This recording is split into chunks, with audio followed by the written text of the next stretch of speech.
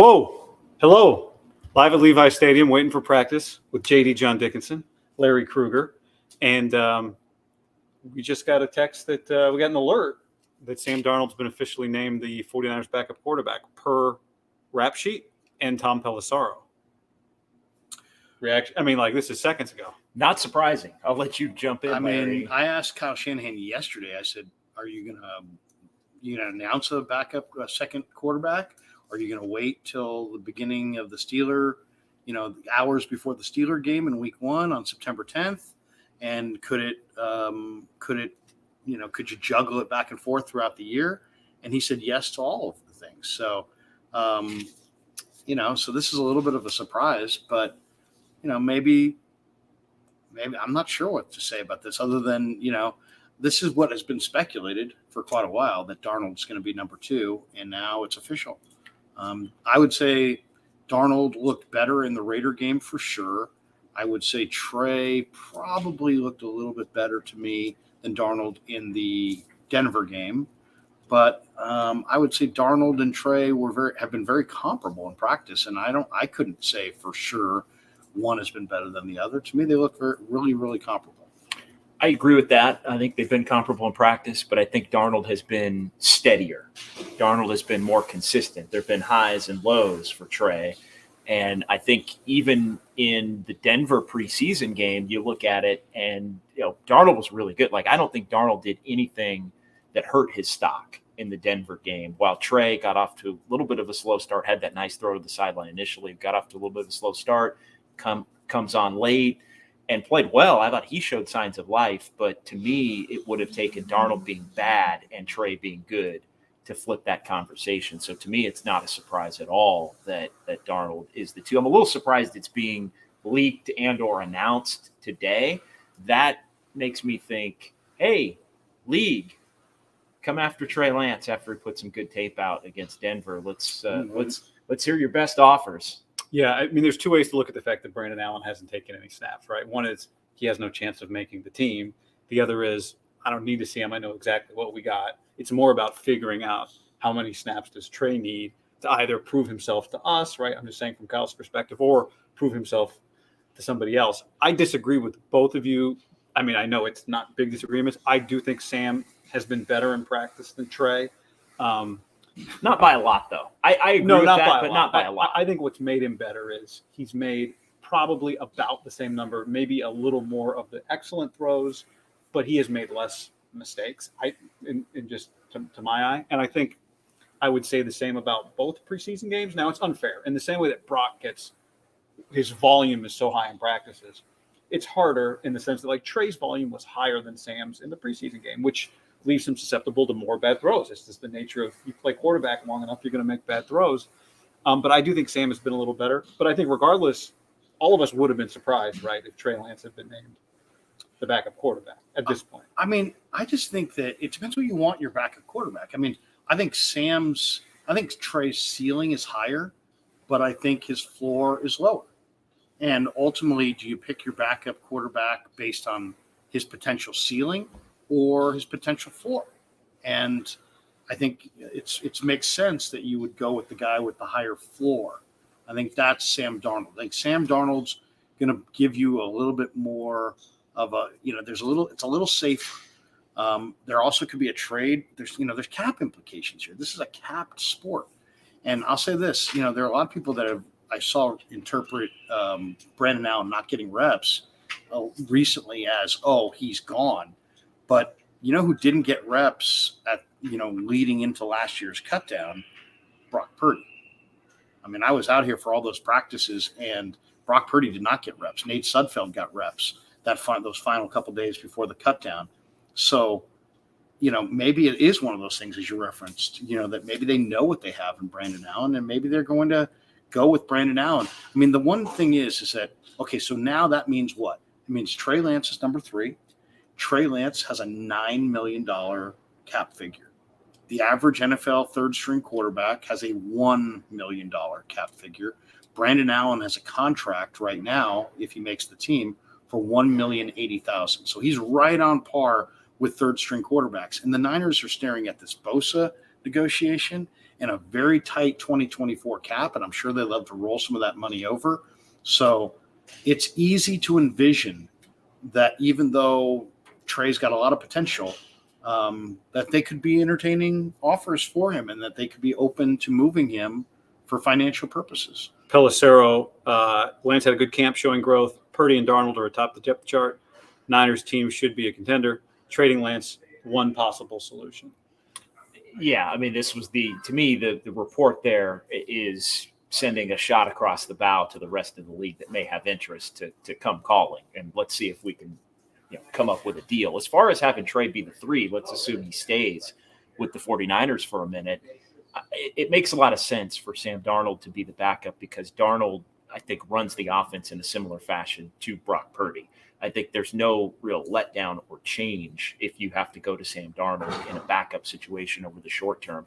I think it makes sense for Trey to be the 3 in that he still is a project. And I think if it got to a point where he was on the roster and the 49ers needed to play him because either Purdy and Darnold are hurt or Purdy's hurt and maybe Darnold just isn't very good. He's a lot like the quarterback he's been throughout his career when he's had opportunities. Then you can go to Trey and go developmental mode or go, last resort. Hey, the reps are his. He's got to play because you probably aren't winning a Super Bowl with Brandon Allen anyway. Right. And so I think, there is a luxury and the salary cap ramifications are down, but they also, their number 1 is making less than that average number 3 right now. So they can afford for a year. They could afford it, but they probably couldn't afford it next year. And they may, and there will be no trade market for him next year. The speculation that I read on ESPN from Seth Walder was that the 49ers would trade Trey Lance and like their second round pick and like a 6th round pick to Tampa for Tampa's second, which could be the 34th or 35th pick overall, almost like a late first, and like a 3rd round pick. Well, that would give the 49ers some draft capital. It's interesting too. I almost look at Trey Lance similar to the way the Warriors, we talked a lot about the Warriors, JD, and Jonathan Kuminga. Certain teams could just roll Kuminga out there and just say, you know what, we're going to lose, and just you're a freaky athlete and you got tons of potential and just go at it. And you talked about it. The Warriors were smart not to play Jonathan Kuminga in the playoffs because he wasn't ready to play and they were ready to win. Well, what are the 49ers? The 49ers are ready to win. And I think they've made it perfectly clear, going back to John Lynch's first comments at the Combine, that hey, we've got a team that's ready to win now. Trey needs to play. And the implication was that, Trey's not ready to play consistent enough football for us to become a Super Bowl contender. So to me, it makes perfect sense. I've been predicting this the entire offseason. Going into the draft, you did. I predicted this in February. I said they're going to recommit to Brock Purdy and they're going to move off of Trey Lance.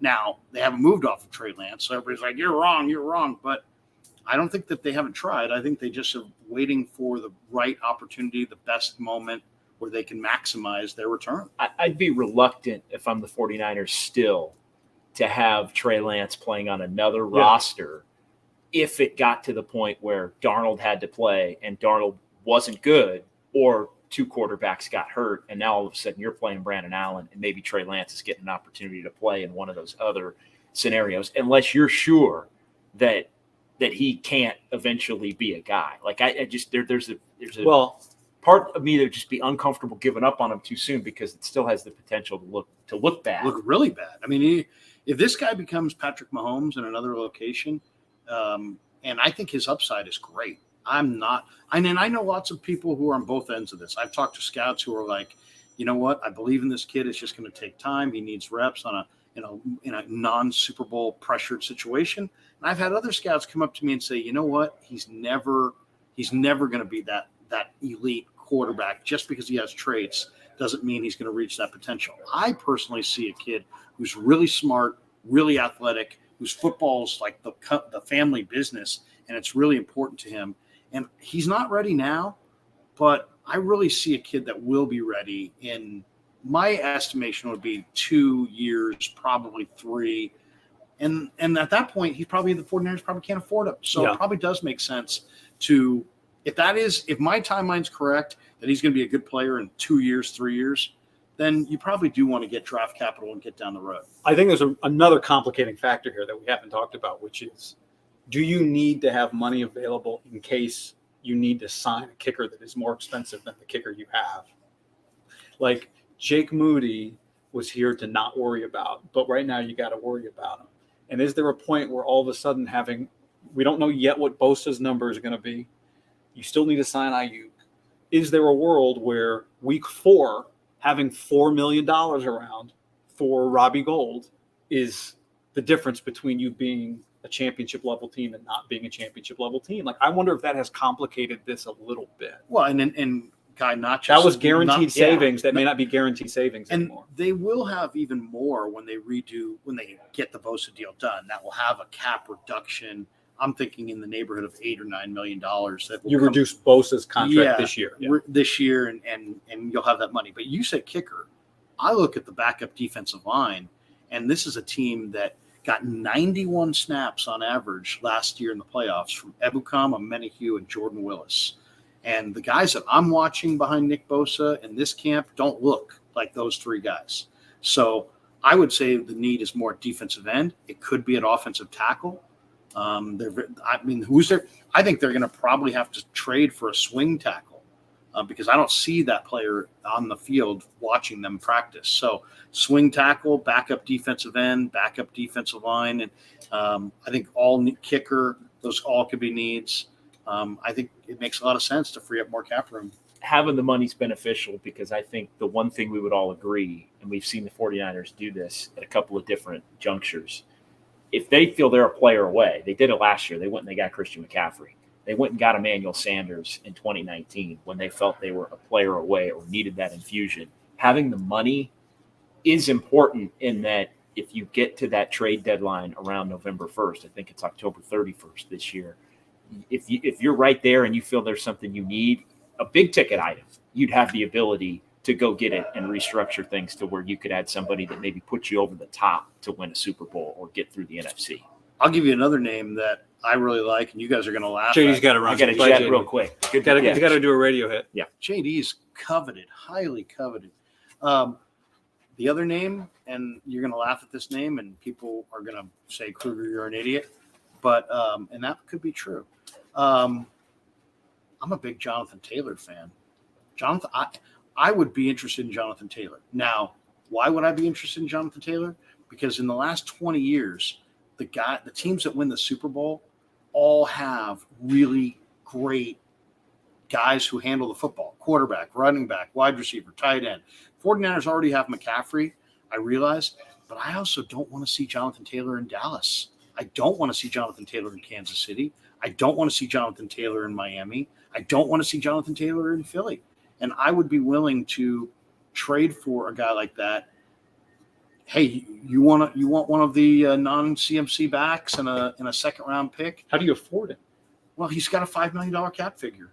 So you could, you literally, by trading Trey Lance, you're creating a $9 million, cap bonus. He's holding out. He's holding out right now, but I'm just saying you may not be able to extend him and give him the kind of money that he wants long-term right now, but you could always do that in the offseason. It's interesting. I mean, we just identified like 4 other urgent needs on this team. I know. But, here's the thing.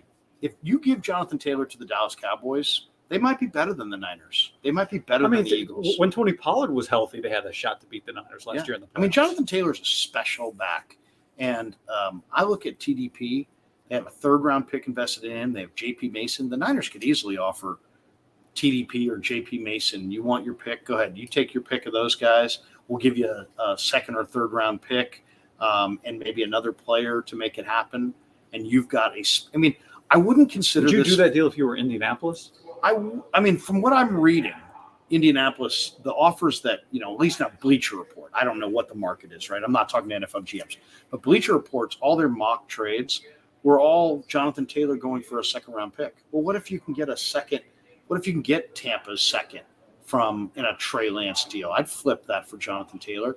You're inside your Super Bowl window and a dynamic superstar back, which is what he is. I mean, could you imagine the weapons they would have with JT, McCaffrey, Debo, Ayuk, Kittle? I mean, the last It's a time, good way to suppress Ayuk's value. He'll have 50 catches in that offense. the last time the Niners won the Super Bowl, Steve Young, Ricky Waters, bar none, John Taylor, Brent Jones, Jerry Rice. The last time they won the Super Bowl prior to that, take out Waters and bar none, add in Roger Craig and Tom Rathman. The Niners really have not won a Super Bowl without elite weapons in a long, long time. I'm not saying that Taylor's at the top of the list, but you might be able to get some of these other needs filled relatively cheaper. But to me, I fear Jonathan Taylor in Kansas City, and I fear what he could be in Dallas. All right, we got to go to practice. Yeah, let's do it. Larry, you'll be talking more about this later on Absolutely. your YouTube channel. Go Yep. check them out. The Krug Show. Krug Show, Pig and a Pickle, Tito's. What a great. Tell me that's not a great combo. Get some vodka and some pig in a pickle and just start throwing them back and have some barbecue. Tell me that's not the move. Let's talk ball. All right, thanks, Larry. We're gonna have to practice, and we'll talk to you guys on this channel. And Larry's gonna do his thing later. So thanks for hanging. Bye. So we'll get a chance to get to some of your comments later today. Adios.